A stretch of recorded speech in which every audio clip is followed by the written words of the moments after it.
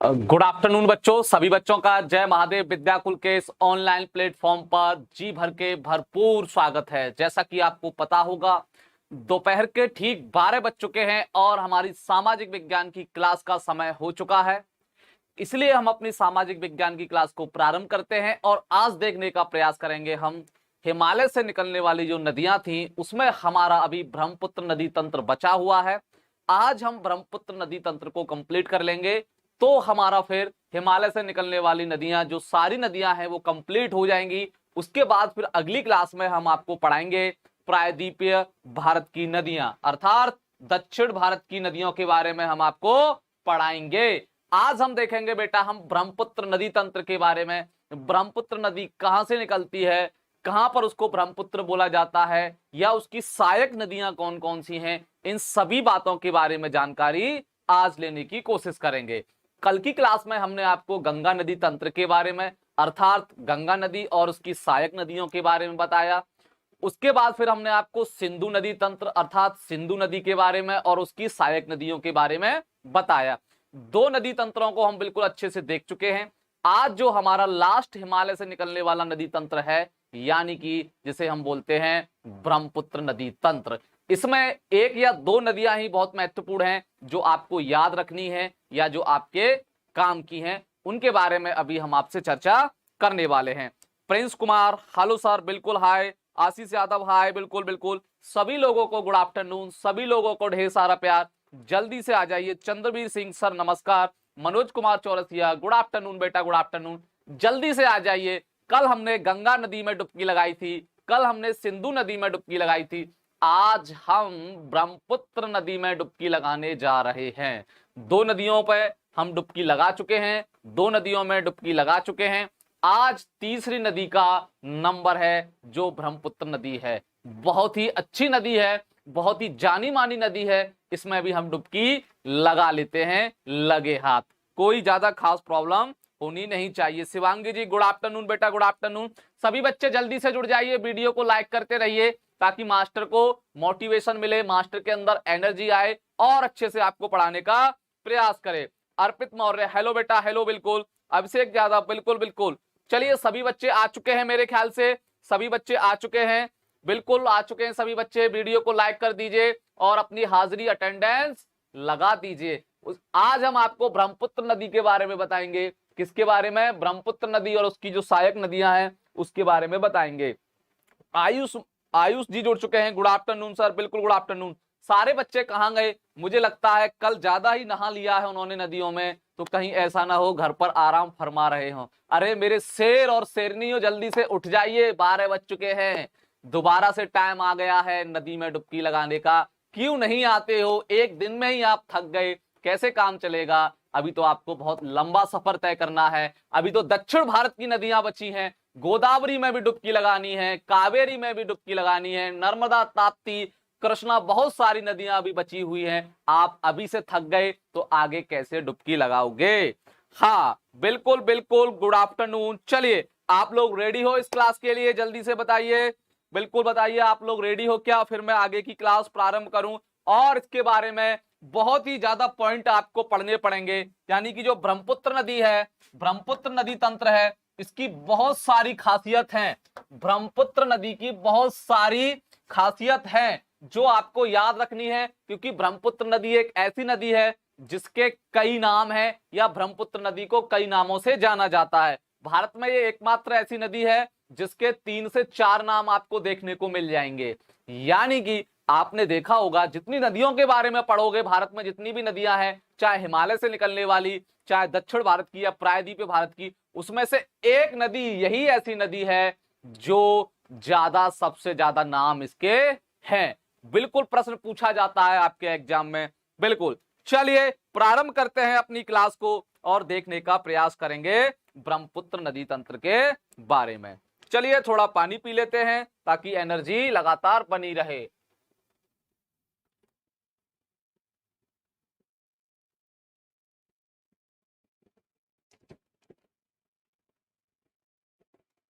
चलिए बच्चों सबसे पहले हम देखेंगे ब्रह्मपुत्र नदी तंत्र। नदी तंत्र तो आप जान चुके हो, यानी कि कुछ छोटी छोटी नदियां होंगी और एक बड़ी नदी होगी, वह छोटी छोटी नदियां उस बड़ी नदी में जाके मिल जाएंगी, उसी सबको बोलते हैं नदी तंत्र के बारे में। चलिए प्रारंभ करते हैं ब्रह्मपुत्र के बारे में। सबसे पहले हम बात करेंगे ब्रह्मपुत्र नदी के बारे में। किसके बारे में? ब्रह्मपुत्र नदी के बारे में।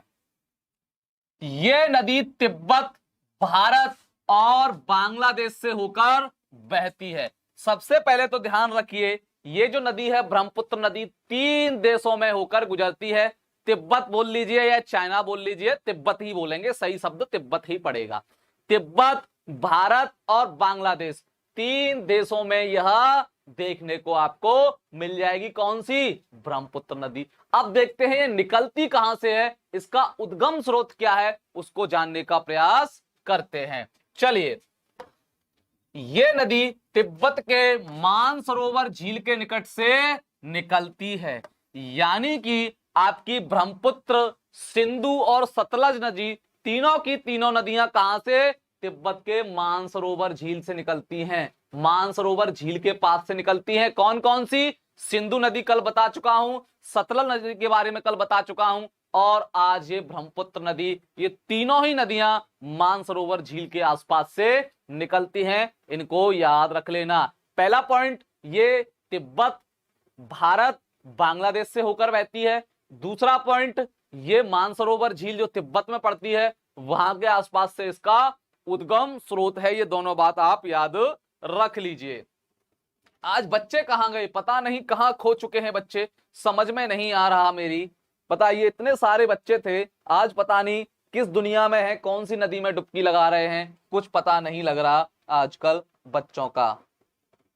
कमेंट करते रहिएगा, मास्टर को थोड़ा एनर्जी मिलती रहे। इसमें क्या है, कुछ बात है। ब्रह्मपुत्र, सतलज और सिंधु नदियां तिब्बत के मानसरोवर के पास से ही निकलती हैं, ये अभी हम आपको बता चुके हैं। यानी कि सिंधु नदी जो कल हमने आपको बताया था, उसके बाद हमने सतलज के बारे में बताया था, और आज ब्रह्मपुत्र नदी। ये ध्यान रखना, ये तीनों की तीनों नदियां आपकी तिब्बत की मानसरोवर झील से ही निकलती हैं, कोई दिक्कत नहीं। पता नहीं सर कहाँ खो गए, अरे कौन सा नशा करते हैं, पता नहीं कौन सी दुनिया में खो जाते हैं। अब मैं इनको देख लूंगा, एक एक को चुन चुन के देखूंगा, चिंता मत कीजिए, बिल्कुल पता करके रहूंगा ये कहां गए बच्चे। चलिए आगे चलते हैं। अगला पॉइंट देखिए, तिब्बत से निकलने वाली नदी को तिब्बत में बरलुंग, जंगबो के नाम से और सांगपो के नाम से जाना जाता है। किसको? ब्रह्मपुत्र नदी को। ब्रह्मपुत्र नदी जब तिब्बत की मानसरोवर झील से बहती है तो तिब्बत में स्वाभाविक बात है तिब्बत से होकर निकलती होगी। अभी मैं आपको मैप के जरिए बता देता हूं। देखिए मैप, देखिए ये रहा मैप। कहां गया? ये रहा मैप। हाँ, ये रहा मैप बेटा। यहां से आप ये नीली वाली रेखा देख रहे हो, ये वाली रेखा देख रहे हो आप, ये आपकी है ब्रह्मपुत्र नदी। कौन सी है ये? ब्रह्मपुत्र नदी। ये कौन सी है? ब्रह्मपुत्र नदी। तो ये आपका तिब्बत देश है, देखो यहां पर ये दिख रहा है तिब्बत। क्या है? तिब्बत। तो जब तिब्बत से निकलती है ये नदी, तिब्बत से बहते हुए भारत में प्रवेश करेगी, तो सबसे पहले तिब्बत में बहेगी। तिब्बत में इसे सांगपो के नाम से जाना जाता है। किसके नाम से? सांगपो नदी के नाम से इसको जाना जाता है, या बरलुंग भी बोल देते हैं। अगर आप बरलुंग याद ना रखो तो क्या याद रखो? सांगपो जरूर आपको याद रखो। सांगपो नदी के नाम से जाना जाता है किसको? ब्रह्मपुत्र को। कहां पर? तिब्बत में। पहला पॉइंट। चलिए ठीक है, जब यह नदी भारत में असम घाटी में प्रवेश करती है, जहां इसे ब्रह्मपुत्र के नाम से जाना जाता है, इस नदी को अरुणाचल प्रदेश में दिहांग के नाम से जाना जाता है। अब जरा समझिए, 3 नाम यहां पर आपको अभी पढ़ने हैं, तीनों की तीनों में आपको बता देता हूं। क्या कर देता हूं? तीनों के तीनों में आपका बता देता हूं। सर सारा लोग मंगल ग्रह पर गए हैं। हाँ, पता नहीं कहां पर चले गए हैं, मेरी तो कुछ समझ में नहीं आ रहा। देखिए, जब ये तिब्बत में बहती है तो इसको सांगपो बोलते हैं। अब देखिए भारत में ये कहां से प्रवेश करेगी मेरे लाल और लालियों? ये अरुणाचल प्रदेश है। कौन सा है ये स्टेट? अरुणाचल प्रदेश। भारत में जब ये घुसेगी, भारत में इसका जो प्रवेश होगा वो अरुणाचल प्रदेश राज्य से होकर होता है। यानी कि सबसे पहले प्रवेश करेगी ये भारत में अरुणाचल प्रदेश के रास्ते। जब अरुणाचल प्रदेश में ये प्रवेश करती है तो इसको अरुणाचल प्रदेश में किस नाम से जानते हैं? दिहांग। किस नाम से? दिहांग नाम से जाना जाता है। जैसे कि ब्रह्मपुत्र नदी जब तिब्बत में बह रही होगी तो तिब्बत के लोग इसको सांगपो बोल रहे होंगे। क्या बोलते होंगे कि देखो ये सांगपो नदी है, सांगपो नदी में नहाने चलते हैं, दशहरा आ गया है, सांगपो नदी में नहाने चलते हैं। या वैसे ही सामान्य रूप से उन लोगों का मन करता होगा नहाने का गर्मियों में, तो कहते होंगे चलिए सांगपो नदी में नहाने चलते हैं। वहां उसको ब्रह्मपुत्र नहीं बोला जाता। अब उसके बाद वह नदी कहां पर प्रवेश करती है? अरुणाचल प्रदेश में। अब जब अरुणाचल प्रदेश में प्रवेश करती होगी तो वहां के लोगों को लगता होगा कि दशहरा आ गया है, गर्मी आ गई है, चलिए नदी में नहाने चलते हैं। तो कौन सी नदी बोलते होंगे वो? ब्रह्मपुत्र नहीं, दिहांग। क्या बोलते होंगे कि चलिए दिहांग नदी में नहाने चलते हैं, बड़ा ही गर्मी पड़ रही है भयानक, थोड़ा इस नदी का आनंद लेते हैं, नहाने चलते हैं। ठीक, 2 पॉइंट आप याद रखना। अब जैसे ही ये कहां पर प्रवेश करेगी? असम में। ये रहा आपका असम। जैसे ही ये असम में प्रवेश करेगी तब इसको ब्रह्मपुत्र नदी के नाम से जानते हैं। जैसे ही भारत के असम राज्य में प्रवेश कर जाएगी तब ही इसको ब्रह्मपुत्र बोलने लगते हैं। तो असम राज्य के जो लोग होते होंगे उनको दशहरा पे नहाना है या गर्मियों में नहाना है तो वो कहते होंगे चलिए ब्रह्मपुत्र नदी में नहाने चलते हैं, कुछ ज्यादा ही गर्मी पड़ रही है, जीवन का आनंद लेने चलते हैं ब्रह्मपुत्र नदी में। तो कहने का मतलब ये जो ब्रह्मपुत्र नदी है ये अपने कई नामों के लिए जानी जाती है, इसलिए आपको इसको पढ़ना है। महत्वपूर्ण प्रश्न यहां से बन जाते हैं। हाँ, दिहांग, बिल्कुल बिल्कुल दिहांग, वेरी गुड, दिहांग।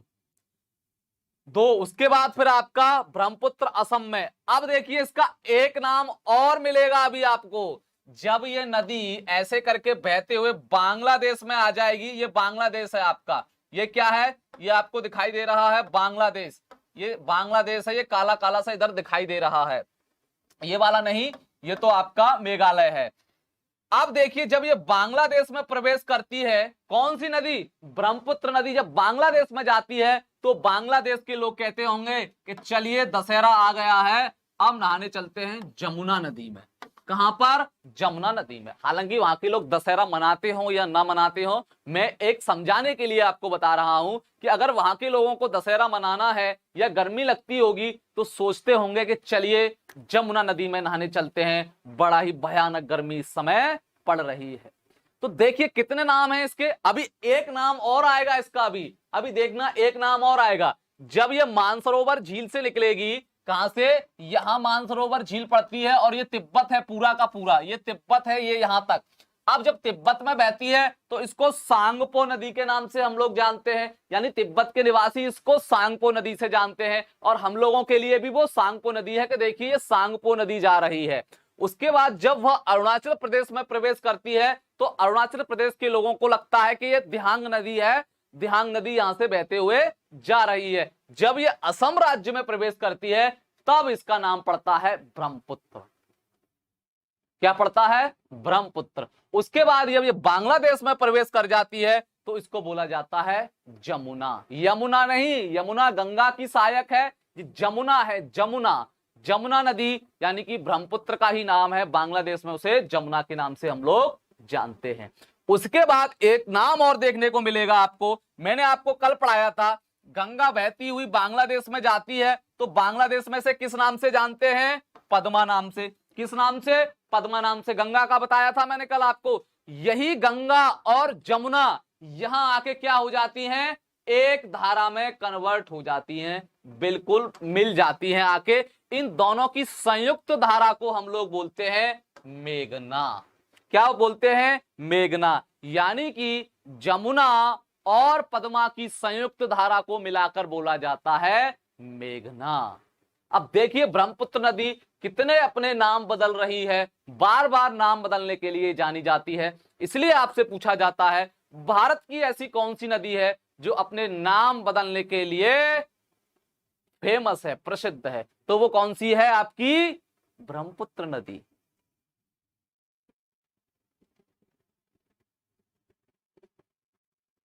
नीतू सरोज सर 10th की जियोग्राफी कब चलेगी? बिल्कुल चलेगी बेटा, 10th की जियोग्राफी भी चलेगी। आप थोड़े ज्यादा से ज्यादा मात्रा में लाइव आइएगा। आज तो पता नहीं बच्चे कहाँ गए, मुझे तो लगता ही नहीं, ऐसा लग रहा है कि सारे के सारे मंगल ग्रह पर चले गए हैं। हाँ, मनोज कुमार चौरसिया बहुत अच्छे। ये मेघना, तो आपने देखा ब्रह्मपुत्र नदी कहां से निकलेगी? तिब्बत की मानसरोवर झील से। तिब्बत में जब बहती है इसको सांगपो बोलते हैं। जब ये अरुणाचल प्रदेश में आती है तो इसको दिहांग बोला जाता है। तब ये असम में आती है तब इसको ब्रह्मपुत्र बोला जाता है। और ये बांग्लादेश में जब प्रवेश करती है तो इसको जमुना नाम से बोला जाता है। और यही जमुना आगे चलकर जो गंगा नदी है जिसको बांग्लादेश में पद्मा बोलते हैं उसके साथ मिल जाती है, तब इसकी संयुक्त धारा को मेघना के नाम से हम लोग जानते हैं। कितने नाम बदल दिए देख लीजिए। इंसान के भी तो दो नाम होते हैं, एक प्यार का नाम, घर का नाम, और एक उसका वास्तविक नाम। लेकिन हमारी ब्रह्मपुत्र नदी है, ब्रह्मपुत्र नदी माता है, इनके तो कई नाम देखने को मिलते हैं। तो इस नदी की यही खूबसूरती है कि अपने नाम बदलने के लिए, या इसके कई नाम है इसलिए ये फेमस है। हाँ बिल्कुल, ब्रह्मपुत्र नदी, बिल्कुल बिल्कुल। देखिए अब मैं क्या करूंगा, मेरे आगे का प्लान मैंने 1-2 दिन से काफी सोचा है आप लोगों के लिए। अब ये चैप्टर खत्म हो जाएगा, तो इस चैप्टर के खत्म होने के बाद मैं आपको कम से कम 10 दिन, मैं आपको कम से कम 10 दिन मानचित्र पढ़ाऊंगा। क्या पढ़ाऊंगा? मानचित्र, जिसको आप मैप बोलते हो। क्या पढ़ाऊंगा? मैप। मैप पढ़ाऊंगा, क्योंकि आपको समझ में ही नहीं आता होगा सर कहाँ ये असम है, कहाँ ये अरुणाचल प्रदेश है, कुछ समझ में नहीं आ रहा।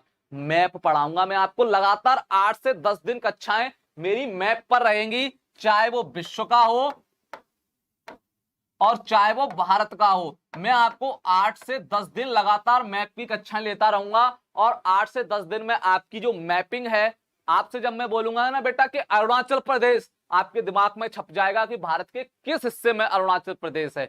अगर आप सामाजिक विज्ञान अच्छे से पढ़ना चाहते हो तो आपको मैप भी अच्छे से समझना पड़ेगा। अगर मैप समझ में नहीं आया, आप यकीन मानिए जो भूगोल विषय होता है ना आपका, भूगोल, ये भूगोल ही विषय तो है, 90% भूगोल तो मैप के माध्यम से सॉल्व होता है, रटने की कोई आवश्यकता नहीं होती। यदि आपको मैप पता है तो आप बता दोगे कि सर ये है, ये है, यहां पर ये है, बिल्कुल आपको रटने की आवश्यकता नहीं होगी। इसलिए मैं 8 से 10 दिन, जब ये चैप्टर 2-3 दिन में समाप्त हो जाएगा, लगातार कक्षा 9 वाले विद्यार्थियों के लिए और कक्षा 10 वाले विद्यार्थियों के लिए, दोनों को कंबाइंड करके मैं मैप की कक्षाएं लूंगा, मैपिंग की कक्षाएं लूंगा। चाहे वो सबसे पहले पढ़ाऊंगा विश्व का मानचित्र, पूरा बताऊंगा विश्व के बारे में, कौन सा महाद्वीप कहाँ है, कौन सा महासागर कहाँ है, कौन सा देश कहाँ है। उसके बाद फिर मैं भारत का मानचित्र आपको पढ़ाऊंगा।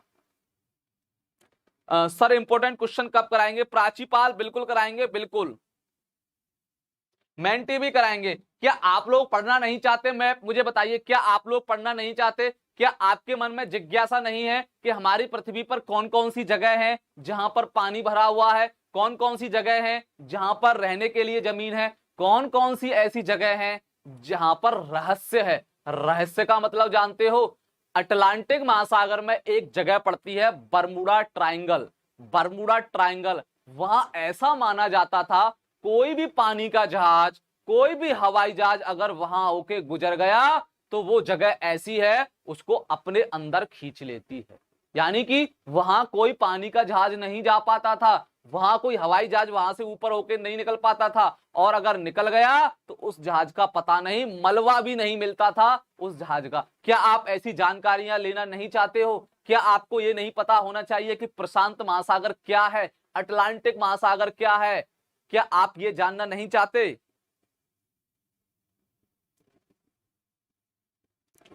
हाँ, तो अगर आपको सामाजिक विज्ञान में अच्छा काम करना है, अच्छी नॉलेज लेनी है, तो 8 से 10 दिन लगातार मैप की कक्षाएं आपको लेनी पड़ेंगी। यकीन मानिए भूगोल विषय तो आपके बिल्कुल यहीं से खत्म होता जाएगा। जब मैं मैप में बताऊंगा ना कि भारत का सबसे पूर्वी प्रदेश, आपके दिमाग में अरुणाचल प्रदेश आ जाएगा। भारत का सबसे पूर्वी प्रदेश है ये, जहां से ब्रह्मपुत्र नदी प्रवेश करती है, दिहांग के नाम से जानते हैं। हाँ, तो इतनी इंटरेस्टेड बातें हैं जो आपको मैप के माध्यम से, चाहे वो भारत का मैप हो, चाहे वो विश्व का मानचित्र हो, हम बिल्कुल बताएंगे। टेंशन लेने की आपको आवश्यकता नहीं है। जब आप लोगों ने हमारे ऊपर विश्वास किया है सामाजिक विज्ञान में, तो यकीन मानिए हम आपको इतना स्मार्ट वर्क करा के दे देंगे, आपसे कुछ भी एग्जामिनर पूछ ले या और भी कोई कुछ भी पूछ ले, आप तुरंत सेकंड में जवाब दे पाए। चलिए आगे चलते हैं। ठीक, तो ये क्या है, हमारी यमुना नदी यानी कि ब्रह्मपुत्र नदी हो गई यहां पर। यहां तक हम बेटा पहुंच चुके थे। ये दिहांग के नाम से अरुणाचल पे, याद रखना कहां पर क्या पूछा जाता है, कहां पर इस नदी को क्या बोला जाता है, ये याद रख लेना। एक फैक्ट और मैं आपको बता रहा हूं ब्रह्मपुत्र नदी के बारे में। भारत की सबसे चौड़ी नदी है ये। क्या? भारत की सबसे चौड़ी नदी, भारत की सबसे चौड़ी नदी है ये। लंबी कौन सी थी? तो गंगा थी। चौड़ी कौन सी हो गई? ब्रह्मपुत्र नदी। आपसे कोई पूछे कि भारत की सबसे चौड़ी नदी कौन सी है, तो आप बताओगे ब्रह्मपुत्र नदी ही है जो भारत की सबसे चौड़ी नदी के रूप में जानी जाती है। सबसे लंबी कौन सी हो गई? सबसे लंबी तो मैं आपको कल बता चुका हूं। सबसे लंबी हमारी जो राष्ट्रीय नदी है, सबसे लंबी कौन सी हो गई? ये प्रश्न आप याद कर लीजिए, ये जीके में भी काम आएंगे और यहां पर भी काम आएंगे। सबसे लंबी नदी कौन सी हो गई, जल्दी से बताइए। ये हो गई आपकी गंगा। कौन सी? गंगा। यही हमारी राष्ट्रीय नदी है। क्या है? यही हमारी राष्ट्रीय नदी है, हमारे देश की नदी है राष्ट्रीय। और इसको कब दर्जा दिया गया? कल मैंने आपको बताया था 2008। 2008 से पहले ये नदी हमारी राष्ट्रीय नदी नहीं हुआ करती थी। 2008 में इसको राष्ट्रीय नदी का दर्जा दिया गया। तब से हम लोग अपनी राष्ट्रीय नदी के रूप में गंगा जी को देखते हैं।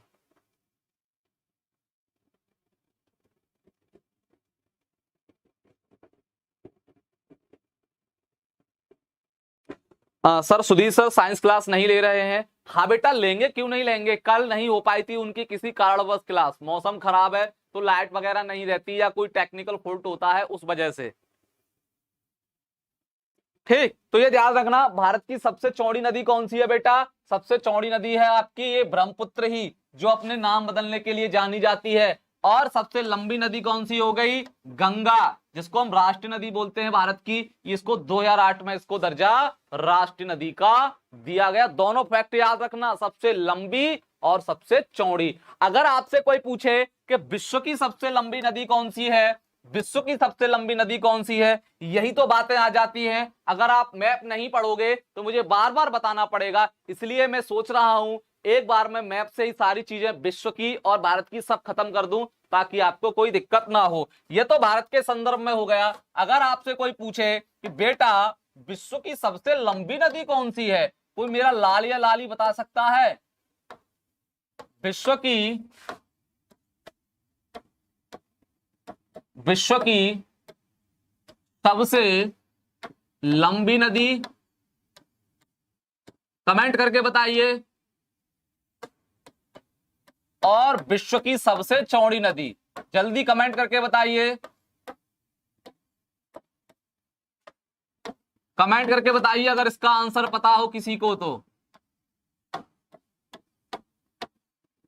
विश्व की सबसे लंबी और विश्व की सबसे चौड़ी नदियों के बारे में आप लोग बताइए। हाँ वेरी गुड, नील नदी। बचपन से आप पढ़ते हुए आ रहे हो, नील नदी, नील नदी। अब बताइए सबसे चौड़ी नदी बताइए, विश्व की सबसे चौड़ी नदी बताइए। ये मैं विश्व के संदर्भ में पूछ रहा हूं, भारत के संदर्भ में नहीं पूछ रहा। अगर भारत के संदर्भ में पूछ रहा होता तो गंगा नदी होती, अगर भारत के संदर्भ में पूछ रहा होता तो ब्रह्मपुत्र नदी होती सबसे चौड़ी नदी। मैं पूरे ओवरऑल पूरे पृथ्वी के जितने भी देश हैं उसके संदर्भ में पूछ रहा हूं। हाँ वेरी गुड, जिन भी बच्चों ने नील नदी आंसर दिया है बहुत ही अच्छा आंसर है, बिल्कुल। अच्छा मैं आपसे पूछूं बेटा ये किस महाद्वीप में है, जरा इसका आंसर बताइए। किस महाद्वीप में पड़ती है? ये 7 महाद्वीप है ना आपके, एशिया, अफ्रीका, यूरोप, उत्तरी अमेरिका, दक्षिणी अमेरिका, अंटार्कटिका, ऑस्ट्रेलिया। अब मेरा प्रश्न ये है आपसे कि ये जो नील नदी है किस महाद्वीप में है, अब बताइए आप।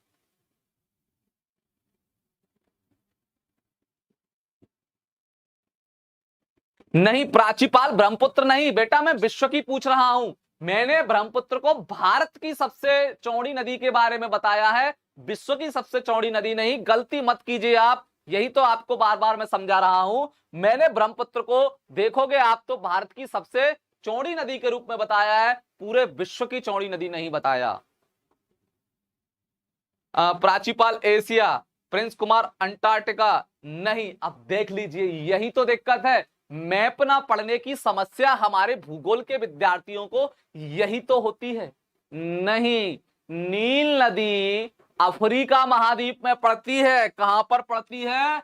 अफ्रीका महाद्वीप में। अगर मैप आपने पढ़ रखा होता तो इतनी देर लगाने की आवश्यकता आपको होती नहीं, तुरंत आपके दिमाग में आता कि सर अफ्रीका महाद्वीप में बहती है, इसमें क्या है।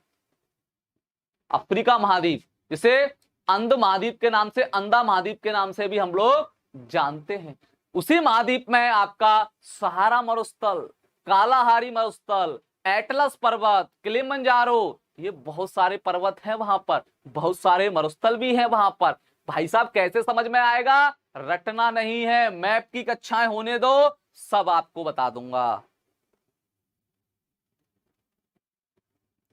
हाँ, अफ्रीका महाद्वीप। अब मेरा प्रश्न ये है कि जो मैं विश्व की सबसे चौड़ी नदी पूछ रहा हूं, इसका आंसर कोई बच्चा दे सकता है? नीतीश रावत ने सही जवाब दिया है, अमेजन नदी। वेरी गुड, अमेजन नदी, बहुत ही अच्छा आंसर है नीतीश का, अमेजन नदी। अमेजन नदी विश्व की सबसे चौड़ी नदी है। और भारत की अगर पूछ डाले आपसे तो बता देना ब्रह्मपुत्र। भारत की सबसे लंबी पूछ डाले तो बता देना गंगा। अगर विश्व की पूछ डाले तो विश्व की नील बता देना, और चौड़ी में अमेजन नदी बता देना। क्या है इसमें? रटने की कोई आवश्यकता नहीं है, बहुत सारे फैक्ट आपको मैप के जरिए से क्लियर हो जाएंगे। अब मेरा कोई लाल बता सकता है कि यह विश्व की सबसे चौड़ी नदी अमेजन नदी है, ये किस महाद्वीप में है? 7 महाद्वीपों में से किस महाद्वीप में बहती है हमारी विश्व की सबसे चौड़ी नदी?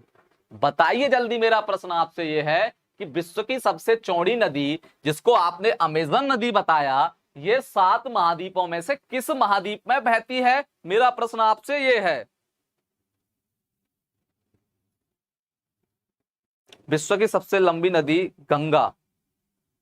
अरे क्या मेरे पीएम भाई क्या बात कर रहे हो? विश्व की सबसे लंबी नदी नील नदी है, गंगा भारत की है। क्यों नहीं समझते आप लोग? मैं आपको बार बार बता रहा हूं, ये विश्व के संदर्भ में है, ये विश्व और ये भारत के संदर्भ में। ओनली भारत की सबसे लंबी है, पूरे विश्व की नहीं है। क्यों नहीं समझते आप? गलत समझने की कोशिश क्यों कर रहे हो? भारत की सबसे लंबी, भारत की सबसे लंबी और भारत की सबसे चौड़ी, भारत की सबसे चौड़ी, ये अलग अलग प्रश्न है। भारत के संदर्भ में अलग है, विश्व के संदर्भ में अलग है। तो ये कौन सी है? गंगा नदी। भारत की सबसे लंबी कौन सी है? गंगा नदी। और ये कौन सी है? ब्रह्मपुत्र नदी चौड़ी। और देखना, वो प्रश्न अलग है, वो विश्व के संदर्भ में है, ये भारत के संदर्भ में है।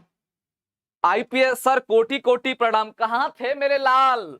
कहां थे मेरे लाल हर्ष मिश्रा? तुम्हारे बगैर तो ये क्लास बिल्कुल सूनी सूनी लग रही है। नदियों को पढ़ाने में, नदियों में डुबकी लगाने में बिल्कुल भी आनंद नहीं आ रहा जब तक तुम नहीं आते। कोई मेरा लाल बता सकता है अमेजन नदी किस महाद्वीप में पड़ती है? यही तो लोचा होता है, रटने का प्रयास करते हो। मैं लगातार 8 से 10 दिन विश्व के मानचित्र और भारत के मानचित्र पर कक्षाएं लूंगा, इसके अलावा कोई चीज नहीं पढ़ाऊंगा मैं। ओनली मैपिंग, मैपिंग, मानचित्र, मानचित्र, मैप, यही पढ़ाऊंगा 8 से 10 दिन लगातार। किसी को पता है अमेजन नदी? देखिए, ये जीके के प्रश्न भी हैं और आपसे रिलेटेड भी प्रश्न है। आपसे ये नहीं पूछे, आपसे ये नहीं बताए जा रहे, कितने सरल सरल प्रश्न हैं। पता है किसी लाल या लाली को ये इस प्रश्न का आंसर? नहीं पता। सर हमें नहीं पता, हमने मैप नहीं पढ़ा। मैप पढ़िएगा, ये चैप्टर 2 से 3 दिन में खत्म हो जाएगा। मैप पढ़िएगा, मैप पढ़ाऊंगा। एशिया नहीं बेटा, एशिया नहीं, अफ्रीका भी नहीं, ये पड़ती है आपकी दक्षिण अमेरिका महाद्वीप में। कहां पर? दक्षिण अमेरिका महाद्वीप में। कहां पर? दक्षिण अमेरिका महाद्वीप में। दक्षिण अमेरिका महाद्वीप अगर आपने पढ़ा होगा, पहली बात तो आपने सर हमने तो महाद्वीप ही नहीं पढ़े, कुछ बच्चों को ये नहीं पता होगा कि महाद्वीप क्या होता है, कितने महाद्वीप है, कितने महासागर है, यही नहीं पता होगा कुछ बच्चों को। तो ये समस्या है, मैं मानता हूं ये समस्या है, ना आपने पिछली क्लासेस में पढ़ा है ना आपको पढ़ाया गया है, मैं आपको कुछ स्मार्ट तरीके से पढ़ाऊंगा।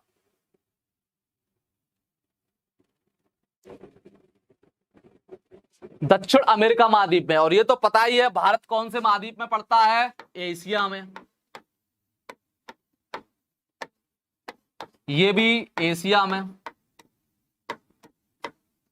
तो कितने खूबसूरत प्रश्न बन सकते हैं अगर आप थोड़ा दिमाग लगाओ, मैप के जरिए से याद करने की कोशिश करो। गुड आफ्टरनून नूर गुल यूपी बामन, बिल्कुल बिल्कुल गुड आफ्टरनून। कहाँ रह जाते हो सारे के सारे बच्चे, कौन सी दुनिया में नहा रहे थे, किस नदी में डुबकी लगाने पहुंच गए थे तुम? चलिए, हाँ गुड आफ्टरनून। तो ये बहुत सारी चीजें हैं बेटा जो आपको पता होनी चाहिए, तो क्लियर कर लो अपना डाउट। अगर आपसे कोई विश्व के संदर्भ में पूछे कि पूरी पृथ्वी पर सबसे लंबी नदी कौन सी है, तो सर नील नदी जो अफ्रीका महाद्वीप में देखने को मिलती है। पूरी पृथ्वी पर जितनी भी नदियां हैं उनमें सबसे चौड़ी नदी कौन सी है, सर अमेजन नदी है, दक्षिण अमेरिका महाद्वीप में बहती है। अगर आपसे कोई भारत के बारे में पूछे कि बेटा only Bharat Bharat India India के बारे में बताओ, तो भारत की सबसे लंबी नदी कौन सी है, गंगा नदी है जो एशिया महाद्वीप में पड़ती है। और भारत की सबसे चौड़ी नदी है, जितनी भी नदियां हैं भारत में उनमें सबसे चौड़ी कौन सी है, ब्रह्मपुत्र नदी। क्या है, कुछ नहीं है इसमें।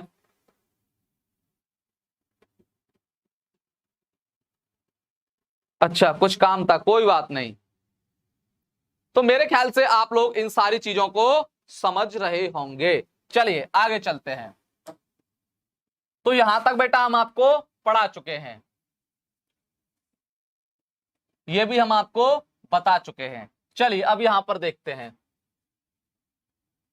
हाँ ये मैं आपको बता चुका हूं, असम घाटी में बहते हुए ये नदी बांग्लादेश में प्रवेश करती है, जहां इसे जमुना के नाम से जाना जाता है। बांग्लादेश में ये गंगा पद्मा के साथ मिल जाती है और गंगा ब्रह्मपुत्र का संयुक्त रूप मेघना के नाम से जाना जाता है। थोड़ी देर पहले मैंने आपको बताया विश्व का सबसे बड़ा डेल्टा सुंदरबन का डेल्टा, कौन सा, सुंदरबन का डेल्टा कौन बनाता है, कौन सी नदियां बनाती हैं, गंगा और ब्रह्मपुत्र की नदियां। कौन सी नदियां बनाती हैं, गंगा और ब्रह्मपुत्र की नदियां। सुंदरबन का डेल्टा पढ़ा होगा, विश्व का सबसे बड़ा डेल्टा। ये भी देखो प्रश्न कितना खूबसूरत बन सकता है, विश्व का सबसे बड़ा डेल्टा। और डेल्टा और एस्चुरी के बारे में मैंने कल आपको बता दिया कि सर डेल्टा क्या होता है, एस्चुरी क्या होती है, किसी बच्चे का कोई डाउट नहीं होना चाहिए। विश्व का सबसे बड़ा delta, alpha beta gamma delta नहीं है, ये कौन सा है, सुंदरबन, सुंदरबन का डेल्टा, सुंदरबन का डेल्टा। पूछता है आपसे कि विश्व का सबसे बड़ा डेल्टा कौन सा है, सबसे बड़ा है सुंदरबन का डेल्टा। इस डेल्टा को कौन सी नदियां बनाती हैं, कौन सी नदी से निर्माण होता है इन नदियों का, इन डेल्टाओं का, तो वो है हमारी गंगा और ब्रह्मपुत्र। कौन सी है, गंगा और ब्रह्मपुत्र। कौन सी है, गंगा और ब्रह्मपुत्र नदियां हमारे जो है सुंदरबन के डेल्टा का निर्माण करती हैं, या गंगा ब्रह्मपुत्र का डेल्टा भी बोल देते हैं इसे, गंगा ब्रह्मपुत्र का डेल्टा भी बोल देते हैं इसे, गंगा ब्रह्मपुत्र का डेल्टा भी बोल देते हैं इसे। ध्यान रखना विश्व का सबसे बड़ा डेल्टा सुंदरबन का डेल्टा, और इसको कौन बनाता है, गंगा और ब्रह्मपुत्र। हाँ बिल्कुल सुंदरबन का, सुंदरबन का ध्यान रख लेना, ये पूछा जाता है आपसे, और यही मैं आपको बार बार बता रहा हूं। जरा मैप में फिर देख लीजिए एक बार, और ये जाके कहां गिर जाती है मेरे लाल और लालियों, बंगाल की खाड़ी में गिर जाती हैं। चलिए थोड़ा मैप में दोबारा से देख लेते हैं। हाँ ये रहा मैप, हमने क्या बताया, इधर से आपकी गंगा प्रवेश कर रही है बांग्लादेश में, जिसको हम बता चुके हैं कल पद्मा के नाम से जानते हैं। तो देखिए ये गंगा जी, गंगा मैया आ रही है, ये नीले नीले कलर की आपको दिखाई दे रही होंगी यहां पर, कहां पर, यहां पर। और इधर से हमारी ब्रह्मपुत्र माता जी चली आ रही हैं, घूमते हुए, खेलते खाते हुए, बड़े मजे लेते हुए ये आती हैं यहाँ पर, और ये बांग्लादेश में भी आ गई जमुना नाम से कहलाने लगी। अब ये गंगा के साथ दोस्ती कर लेंगी, गंगा के साथ अपना पानी मिक्स कर लेंगी। अब जब दोनों का पानी मिक्स होता है तो इसको बोलते हैं मेघना। क्या बोलते हैं? मेघना। देख लीजिए, देख लीजिए, यहां पर इस मेघना बोला जाता है गंगा यानी कि पद्मा और जमुना की संयुक्त धारा को, अर्थात गंगा और ब्रह्मपुत्र की संयुक्त धारा को। सर एक बार डेल्टा फिर से बता दीजिए। डेल्टा का मतलब होता है नदियां जब बहती हैं तो अपने साथ मिट्टी लेकर आती हैं और सागर के किनारे पर उस मिट्टी को छोड़ देती हैं, जहां से नदियां क्या होती हैं, कई धाराओं में विभाजित हो जाती हैं। उसको हम डेल्टा के नाम से जानते हैं। हाँ बिल्कुल। सोनी सिंह कहां थी आप बेटा? आप तो एक दो दिन से दिखाई ही नहीं दे रही हो, कितनी गलत बात है, पढ़ाई कर लीजिए। हाँ बिल्कुल बिल्कुल, ये आप याद रखिएगा। आपसे पूछे कि बेटा ऐसी कौन सी नदी है भारत में जो अपने नाम बदलने के लिए फेमस है? सीधा आंसर है ब्रह्मपुत्र। ऐसी कौन सी नदी है जो सबसे चौड़ी है भारत में? सीधा आंसर है ब्रह्मपुत्र। ऐसी कौन सी नदी है भारत में जो भारत की सबसे लंबी है? सीधा आंसर है गंगा नदी। ऐसी कौन सी नदी है भारत में जिसको राष्ट्रीय नदी का दर्जा प्राप्त है? सीधा उत्तर है गंगा नदी। ये पॉइंट आपको याद रखने पड़ेंगे, डायरेक्ट प्रश्न आपका यहां से देखने को मिल जाएगा। ऐसा कौन सा विश्व का सबसे बड़ा डेल्टा है? सुंदरबन का डेल्टा है। कौन सी नदियां निर्माण करती हैं? गंगा और ब्रह्मपुत्र, सीधी बात है, इसमें है ही क्या। हाँ, बे ऑफ बंगाल यानी कि बंगाल की खाड़ी।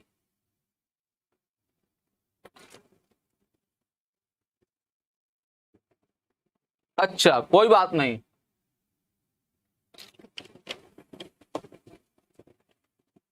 बहुत सारे महत्वपूर्ण पॉइंट मैंने आपको बता दिए।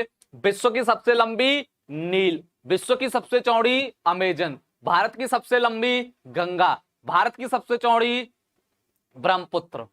ध्यान रख लीजिए। कौशिकी तिवारी, जय हिंद सर। अरे वाह, आप तो बड़ा देशभक्त में बिल्कुल लीन हो चुकी हो, जय हिंद कह रही हो हमसे। जय हिंद, फिलहाल कोई बात नहीं, जय हिंद जय हिंद जय भारत। ठीक, चलिए। अब कहोगे सर ये छोटी छोटी नदियां कौन सी हैं, ये इनका तो कुछ समझ में ही नहीं आ रहा। ये बेटा इसकी सहायक नदियां हैं जो आप याद भी रख सकते हो, और नहीं रखोगे तो कोई ज्यादा बड़ी बात नहीं है। मेन मेन नदियों के नाम से याद कर लीजिए। अब देखिए थोड़ा हम जान लेते हैं, याद करना चाहो अच्छी बात है, ना याद करो कोई बात नहीं, क्योंकि ये आपके लिए थोड़ी कठिन हो सकती है, इसलिए मेन मेन चीजों को आप याद कर लीजिए। अब ब्रह्मपुत्र की सहायक नदी कौन कौन सी है भाई? जैसे कि गंगा की सहायक नदी थी यमुना, चंबल वगैरह, ये सब क्या थी? गंगा की सहायक नदी थी। ऐसे ही हमारी ब्रह्मपुत्र नदी की भी सहायक नदियां होंगी। तीस्ता नदी, कौन सी? तीस्ता नदी, सुबनसिरी, कमेंग, मानस, दिबांग, लोहित, बराक, कपिली। तीस्ता, सुबनसिरी, कमेंग, मानस, दिबांग दाएं तट से, और लोहित, बराक, दिबांग बाएं तट से ब्रह्मपुत्र से मिलती हैं। ये आप याद भी ना रखोगे तो कोई बात नहीं, बड़ा कठिन सा हो जाएगा, इतना डीप आपसे नहीं पूछा जाता। ये तो अगर आईएएस की तैयारी करोगे तब आपको पढ़ना पड़ेगा कि कौन सी नदी बाएं तट पर मिलती है, कौन सी नदी ब्रह्मपुत्र के दाएं तट पर मिलती है। तो आप आईएएस की तैयारी नहीं कर रहे हो, लेकिन आप समझ लीजिए ये गंगा की, सॉरी, ब्रह्मपुत्र की सहायक नदियां हैं। हाँ, तीस्ता नदी अभी दिखाता हूं मैप में, सारी नदियों को दिखाता हूं मैप में। कहां गया मैप? ये रहा, देखिए, देख लीजिए बेटा, ये तीस्ता नदी है, सिक्किम से निकलती हुई, जेमू ग्लेशियर चोलामू लेक से निकलती है ये तीस्ता नदी। ये रही तीस्ता नदी। अब जैसे हरा कलर में आप देख रहे हो, हरे कलर में आती हुई है, नीले कलर में मिल जाती है, यानी कि इसकी सहायक नदियां है। ये ध्यान रखना, जो तीस्ता नदी है इसका विवाद है भारत और बांग्लादेश के बीच। जैसे सिंधु नदी का विवाद था भारत और पाकिस्तान के बीच, ऐसे ही जो तीस्ता नदी है इसका विवाद है भारत और बांग्लादेश के बीच पानी को लेकर। ठीक, ये तीस्ता हो गई। अब तीस्ता के बाद देखोगे रेडाक, संकोस, मानस नदी, ये क्या है? इसकी सहायक नदियां हैं। इधर देख लीजिए और सारी हैं, ये रही सुबनसिरी, ये रही आपकी, और किधर कुछ दिखाई दे रहा है? हाँ, लोहित, दिबांग, ये रही। ठीक, धनसिरी ये रही, बहुत सारी हैं इसकी सहायक नदियां। सूरमा ये रही, बहुत सारी नदियां हैं। तो मेरे ख्याल से आप अगर इन सहायक नदियों को याद ना कर पाओ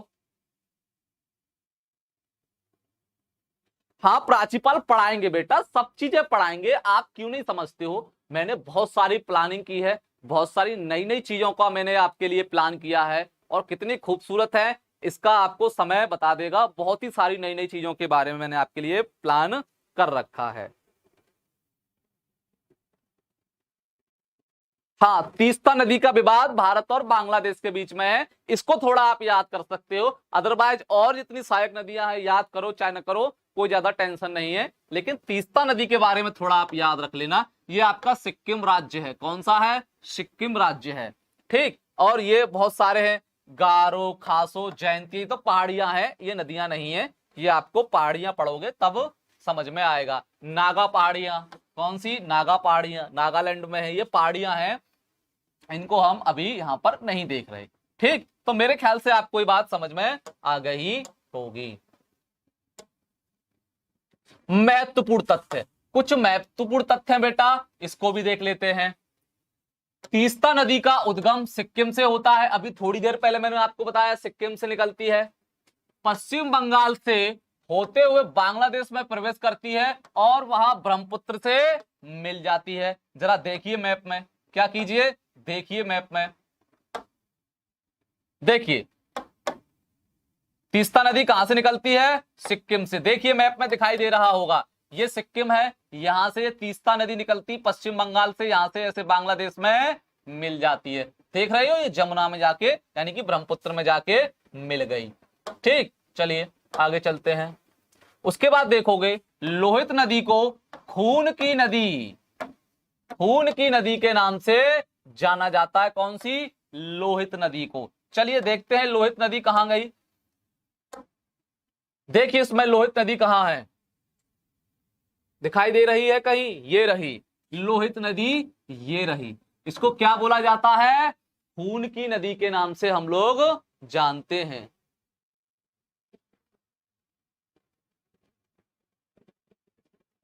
खून की नदी के नाम से हम लोग लोहित नदी को जानते हैं।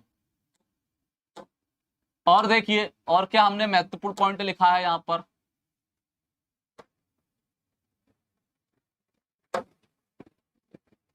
हाँ अब देखिए अगला पॉइंट, बराक नदी मणिपुर की पहाड़ियों से निकलती है, मणिपुर से मिजोरम, असम होते हुए बांग्लादेश में प्रवेश करती है और मेघना नदी में जाकर मिल जाती है, कौन सी, बराक नदी। चलिए बराक नदी को भी आपको मैप के जरिए से दिखा दें ताकि अच्छे से आपको समझ में आ जाए। देखिए मैप में बराक नदी कहां पर है, आपको दिख जाएगा, ये रही बराक नदी, मणिपुर से निकलती है, ये रही बराक नदी,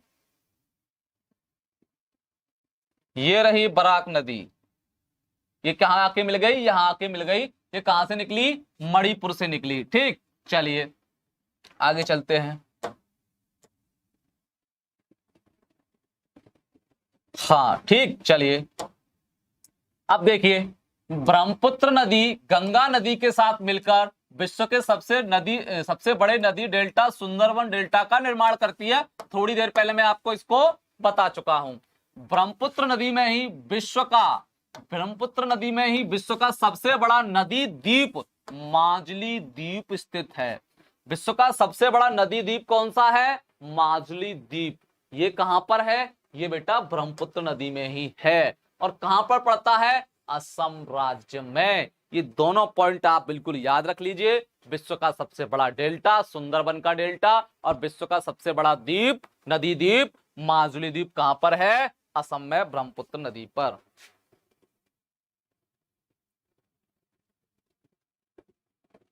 बेटा हाँ, पर्वत वाले चैप्टर में मैं आपको मैप पढ़ाऊंगा, यही तो बोल रहा हूं। ये पर्वत कहाँ है, गारो, खासो, जयंतियां कहाँ हैं, बहुत सारे हैं, डफला वफला बहुत प्रकार के पर्वत हैं। मैं आपको सभी पढ़ाऊंगा, चाहे वो नागा पर्वत हो चाहे कोई भी पर्वत हो, वहां पर मैं आपको सब बताऊंगा।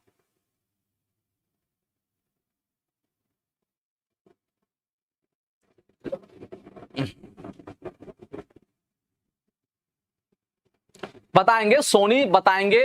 देखिए मैं इस चैप्टर को खत्म करने के बाद बार बार कह रहा हूं, मैं आपकी लगातार 8 से 10 दिन कक्षाएं मैप से लूंगा। उसमें पर्वत होंगे, विश्व के प्रमुख पर्वत होंगे, भारत के प्रमुख पर्वत होंगे। सबसे पहले मैं लगभग 4 से 5 दिन में विश्व का मानचित्र पढ़ाऊंगा। क्या पढ़ाऊंगा, विश्व का मानचित्र। क्योंकि मुझे लगता है सामाजिक विज्ञान समझने के लिए, सामाजिक विज्ञान में भूगोल समझने के लिए मानचित्र आना चाहिए।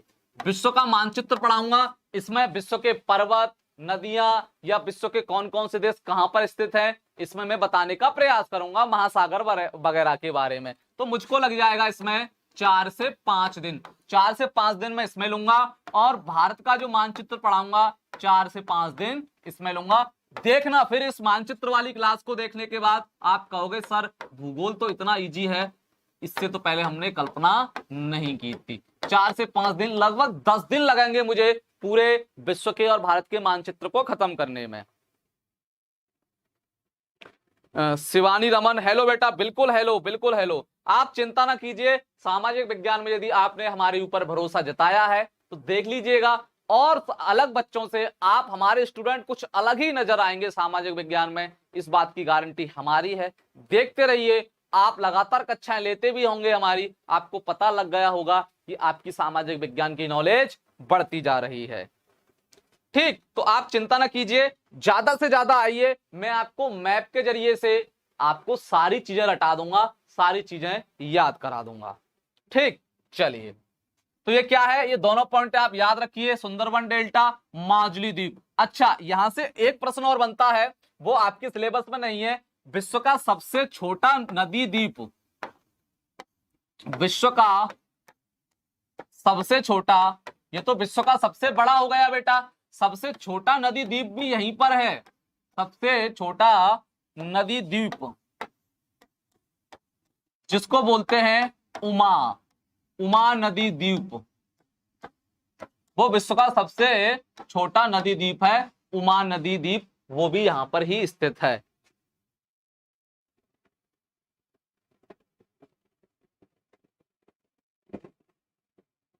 हाँ सर, इतिहास का फर्स्ट पार्ट भी पढ़ाइए, फ्रांसीसी क्रांति के बारे में। मैं आपसे यही तो कह रहा हूं, पहले आप मैप पढ़ लीजिए, आपको पता तो हो सर फ्रांस किस दिशा में पड़ता है, यूरोप में है या किस महाद्वीप में, एशिया में है, कहाँ है, ये आपको सारी चीजें उस मैपिंग की क्लास के जरिए से पता लगेगी। क्या कोई बच्चा बता सकता है पृथ्वी की उत्पत्ति कैसे हुई? क्या कोई बता सकता है ब्रह्मांड की कैसे उत्पत्ति हुई? क्या कभी आपके मन में इन सवालों को जवाब सवाल आए कि नहीं कि सर हमें पता कैसे पड़ता है ये ब्रह्मांड कैसे उत्पन्न हुआ? हमें तो यही नहीं पता कि इस पृथ्वी की उत्पत्ति कैसे हुई। आप तो लगातार रटने में लगे हुए होते हो। कम से कम आप सामाजिक विज्ञान में ये जो बेसिक बातें हैं इनको पता कर लीजिए कि सर पृथ्वी का निर्माण कैसे हुआ, या पृथ्वी पर जितने भी महाद्वीप हैं, या पृथ्वी पर जितने भी महाद्वीप हैं, 7 महाद्वीप, इनका निर्माण कैसे हुआ। ये पृथ्वी है, पृथ्वी पर 7 महाद्वीप हैं, एशिया, यूरोप, अफ्रीका, उत्तरी अमेरिका, दक्षिणी अमेरिका, अंटार्कटिका, ऑस्ट्रेलिया। क्या पता है इनका निर्माण कैसे हुआ? क्या कुछ समय पहले, हजारों करोड़ों वर्ष पहले ये सब एक हुआ करते थे? क्या आपको पता है? आपको पता है हिमालय का निर्माण कैसे हुआ? बताइए। ये बहुत बेसिक बातें हैं बेटा, ये आपको पता होनी चाहिए, मैप के जरिए से सब पता हो जाएंगी। जैसे यहां पर देखिए, हिमालय जहां पर है आपका, वहां पर पहले 33 सागर हुआ करता था। क्या हुआ करता था? 33 सागर हुआ करता था। और जब हमारी ये पृथ्वी, जिसको हम पेंजिया बोलते हैं, पेंजिया 2 भागों में विभाजित हुई। ये है आपका अंगारालैंड, इसको बोलते हैं हम अंगारलैंड। जरा समझिए दोबारा से, थोड़ा समझा देता हूं मैं। अब जब बात आ गई है, पहले पृथ्वी हमारी पूरी एक थी, अलग अलग महाद्वीपों में नहीं थी बेटा। पहले हमारी जो पूरी पृथ्वी है वह एक ही भूखंड का हिस्सा था, 7 महाद्वीप नहीं थे। जब हमारी पृथ्वी का विभाजन हुआ तो जिसको हम बोलते थे पेंजिया, क्या बोलते थे हम? पेंजिया, पेंजिया शब्द दिया। पेंजिया क्या होता है? 7 महाद्वीप पहले जुड़े हुए थे एक ही भूखंड पर। 7 के 7 महाद्वीप जो आज के महाद्वीप देखते हो, ये एक ही भूमि पर जुड़े हुए थे, जिसको हम नाम देते हैं पेंजिया। पेंजिया कहा गया, भूगोल के ज्ञाताओं ने उसको पेंजिया कहा। और इसके इधर था पानी, क्या था? पानी, जिसको बोला गया पैंथालासा। क्या बोला गया? पैंथालासा।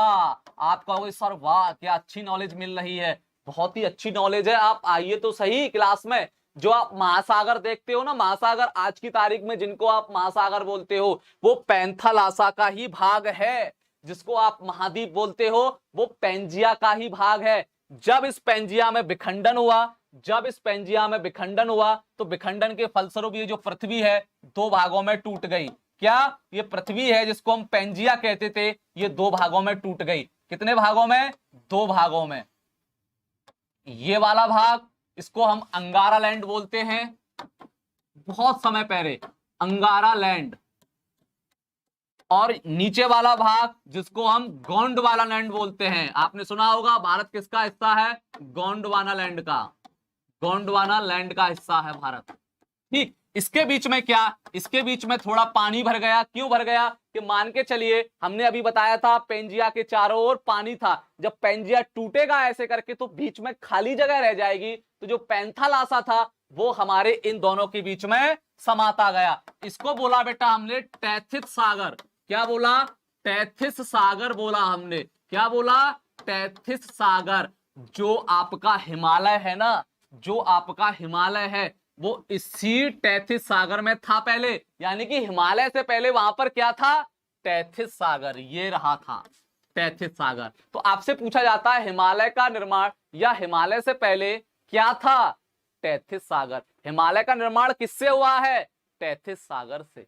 भारत अपना किस में आता है? गोंडवाना लैंड में। ये आपको सभी चीजें पता लगेंगी जब आप जानने का प्रयास करोगे। ये रोचक जानकारियां हैं जो आपको पता होनी चाहिए या आपके मन में जिज्ञासा होनी चाहिए कि सर हमें बताइए इनके बारे में।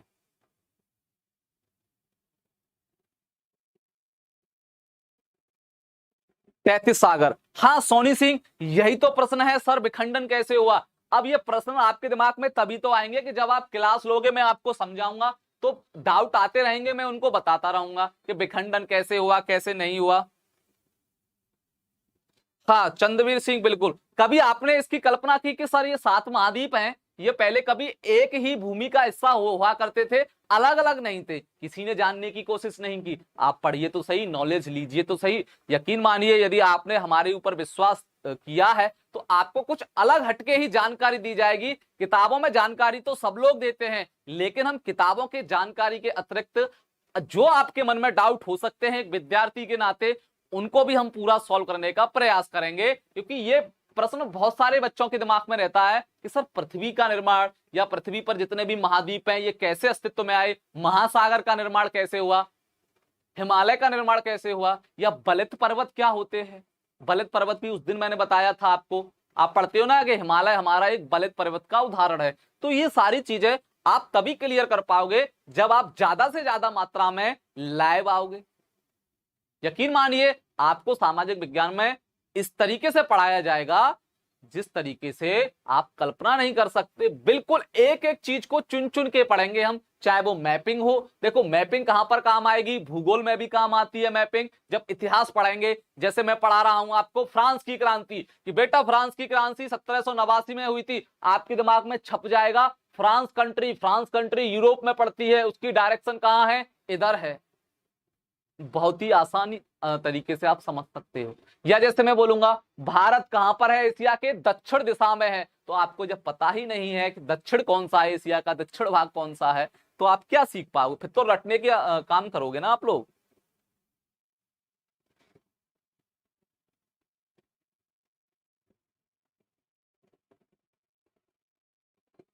हाँ मनोज कुमार चौरसिया, सर पहले पूरा ब्रह्मांड एक बिंदु था। हाँ बिल्कुल, चलिए थोड़ा बता देता हूं ब्रह्मांड क्या था। देखिए बेटा आप आइए, मैं ऐसी ही क्लास चाहता हूं, मैं ऐसा ही कुछ आपके लिए लेके आना चाहता हूं। ये क्लास तो हमारी चलती रहेंगी, एकेडमिक भी पढ़ाते रहेंगे और ये भी चलता रहेगा ताकि हमें कुछ रोचक जानकारियां मिलती रही। ये भूगोल का विषय है बेटा, सामाजिक विज्ञान का। देखिए जिस ब्रह्मांड की आप बात करते हो, पहले वो ब्रह्मांड एक बिंदु पर था। क्या था? पूरा ये ब्रह्मांड है आपका। मटर का दाना देखा है आपने? मटर का दाना, हाँ सर देखा है, खाया भी है। पूरा का पूरा ब्रह्मांड आपका एक मटर के दाने पर था। ये है आपका ब्रह्मांड। क्या है ये आपका? ब्रह्मांड। इतना बड़ा ब्रह्मांड एक ही बिंदु पर केंद्रित हो गया। तो सर इतना बड़ा कैसे हुआ? क्या ब्रह्मांड फैलता जा रहा है? हाँ बच्चों, ब्रह्मांड आज भी फैल रहा है, ब्रह्मांड आज भी बड़ा होता हुआ जा रहा है। ये सारी बातें आपको बताई जाएंगी जब कक्षा 11 में आप भूगोल पढ़ोगे। कक्षा 11 के भूगोल में है जिसको बोलते हैं हम बिग बैंग थ्योरी।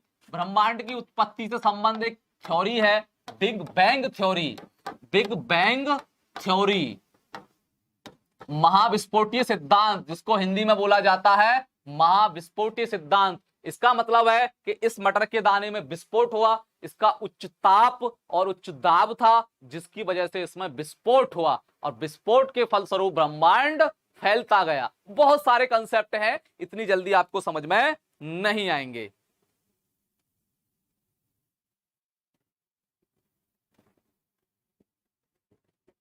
नहीं बेटा, यूरेनियम नहीं। अभी यूरेनियम कहां से बनेगा? यूरेनियम तो बाद में जाके बना, तत्व वगैरह, ये पृथ्वी वगैरह तो बाद में जाके बनी। पहले ब्रह्मांड, ब्रह्मांड में क्या हुआ? ब्रह्मांड में विस्फोट हुआ, जिसको बोला जाता है एकक। एकक के नाम से जानते हैं। हमारा पूरा जो ब्रह्मांड था पहले वो मटर के दाने के बराबर हुआ करता था, जिसको नाम दिया गया एकक। एकक नाम दिया गया। उसमें विस्फोट हुआ, उच्च ताप और उच्च दाब के कारण, उच्च घनत्व के कारण उसमें क्या हुआ? विस्फोट हुआ। विस्फोट के फलस्वरूप आपके धीमे धीमे धीमे धीमे आपके बनते गए सौर मंडल बना, पृथ्वी बनती गई, सूर्य वगैरह बनते गए, या उससे पहले आपकी मंदाकिनी बनती गई, आकाश गंगा जिसे आप बोलते हो, आकाश गंगाओं का निर्माण हुआ, फिर सौर मंडल का निर्माण हुआ, फिर पृथ्वी का निर्माण हुआ, फिर छोटे छोटे और ग्रहों का निर्माण हुआ। बहुत बड़ा कंसेप्ट है, लेकिन इनको हम आसानी से समझ सकते हैं। अगर आप लोग सभी, आपका सपोर्ट रहा तो मैं आपको समझा दूंगा।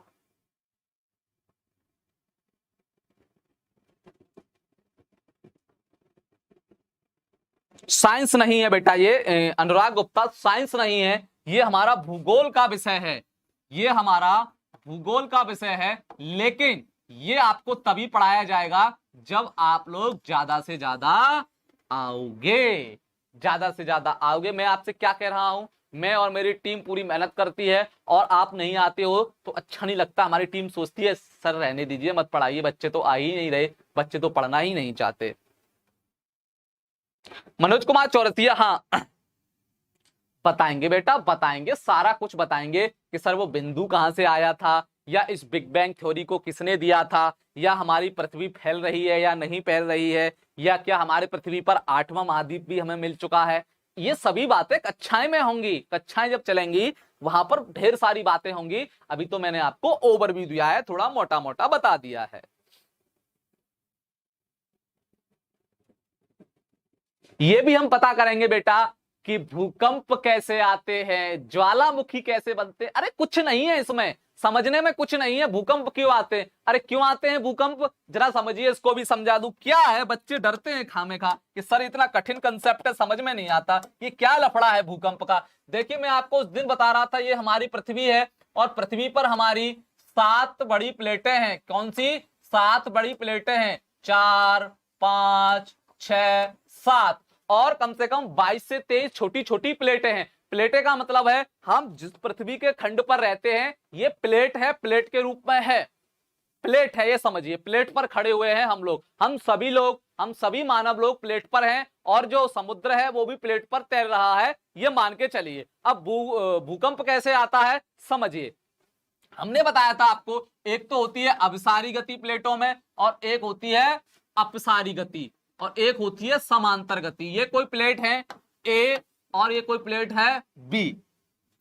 जब कोई एक प्लेट दूसरे प्लेट की ओर जाएगी तो क्या होगा? जब कोई एक प्लेट दूसरे प्लेट की ओर जाएगी, एक प्लेट दूसरे प्लेट की ओर जाएगी ऐसे करके, तो क्या होगा? आप बताइए क्या होगा? सीधी बात है, प्लेटों में घर्षण उत्पन्न होगा, प्लेटों में घर्षण उत्पन्न होगा। या जब प्लेटों की समांतर गति होगी, प्लेटों में समांतर गति होगी, क्या कोई इधर जाएगी प्लेट, एक प्लेट इधर जाएगी, तो क्या होगा? रगड़न पैदा होगा, ऐसे करके रगड़न पैदा होगा, तो वहां पर हलचल होने लगती है, जिसको आप भूकंप का नाम देते हो। ये क्या होता है? यही तो भूकंप होता है, और कुछ नहीं होता। भूकंप, प्लेटों में जब गति होती है तो गति के फलस्वरूप उसमें हलचल होने लगती है, तो हम कहते हैं सर भूकंप आ गया, भूकंप आ गया।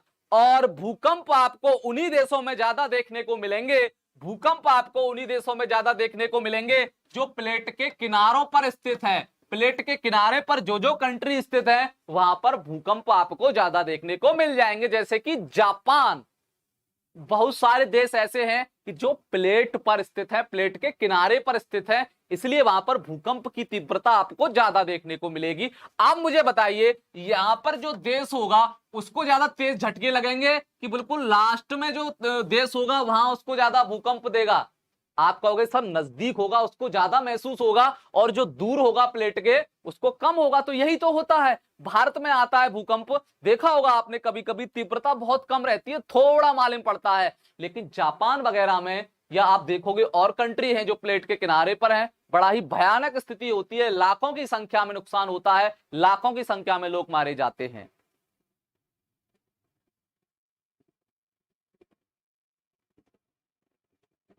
रवि कुमार यादव, हाँ ये बेटा बिहार बोर्ड के लिए ही है।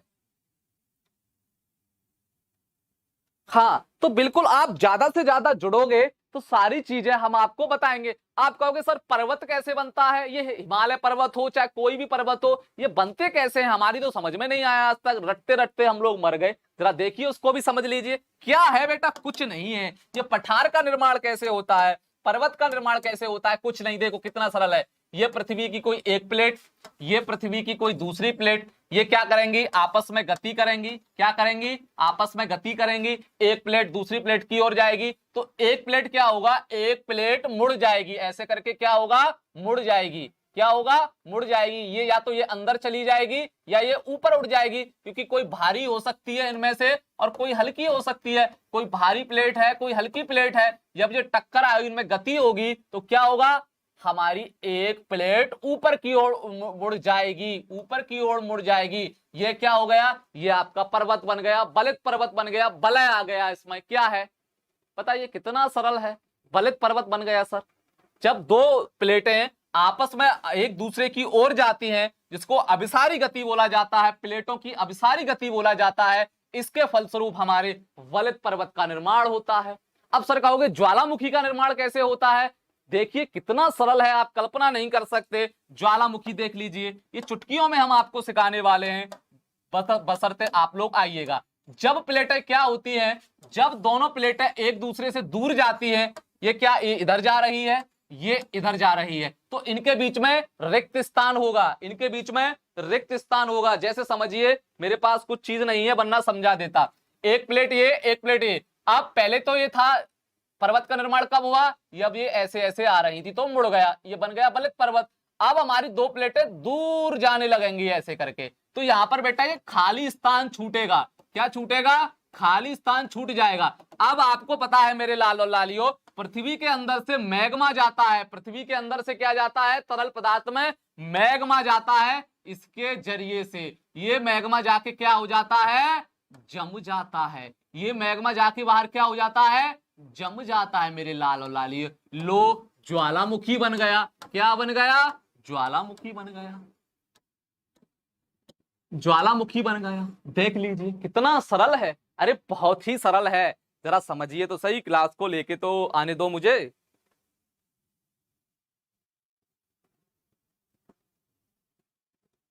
तो मेरे ख्याल से बहुत सारी चीजें हैं जो मैं बिल्कुल जल्दी से जल्दी लेकर आ रहा हूं। आज मेरे ख्याल से 13 जुलाई है, हो सकता है मैं आपको मंडे से इन क्लासेस को लेके आऊं। कब से, मंडे से, मंडे से क्लास आएंगी आपकी। समझ लीजिए मंडे कौन सा दिन पड़ेगा, तारीख यहां पर हम लिख लेते हैं, कौन सा दिन पड़ेगा मंडे का।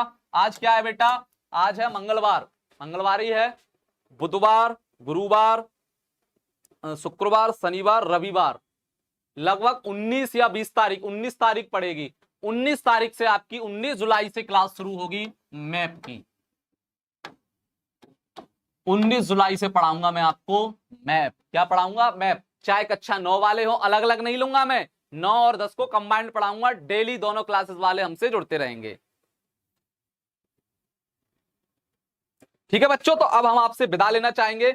देखिए हमने क्लास फिर भी कितनी लंबी खींच दी आप लोगों के लिए समझाने के लिए। ठीक, आप जरूर आइएगा, ये वही डायग्राम है, आप लोग जरूर आइएगा उस क्लास को लेने के लिए। और मेंटी क्विज भी लाएंगे, थोड़ा चिंता मत कीजिए आप लोग, जो आपको पढ़ाया है प्रैक्टिस भी कराया जाएगा, टेंशन लेने की चिंता न करें। हाँ बिल्कुल, 19 जुलाई फैला दो अपने दोस्तों में, फैला दो अपने यार दोस्तों में कि 19 जुलाई से मैपिंग की कक्षाएं शुरू हो रही हैं। काव्या त्रिपाठी, हेलो सर, बिल्कुल हेलो बेटा। ध्यान रखिए सभी बच्चों को बता देना 19 जुलाई से मैपिंग की कक्षाएं शुरू होंगी, चाहे वो विश्व का मानचित्र, सबसे पहले मैं विश्व का मानचित्र पढ़ाऊंगा आपको। हाँ बिल्कुल बिल्कुल। तो चलिए बच्चों, अब हम आपसे विदा लेना चाहेंगे। लगभग हमारी कक्षा 1 घंटे 10 मिनट की हो चुकी है, काफी लंबी खींच दी। ठीक है बेटा, तो मिलते हैं आपसे अगली कक्षा में। जब तक के लिए टाटा बाय बाय। 19 जुलाई याद रखिएगा।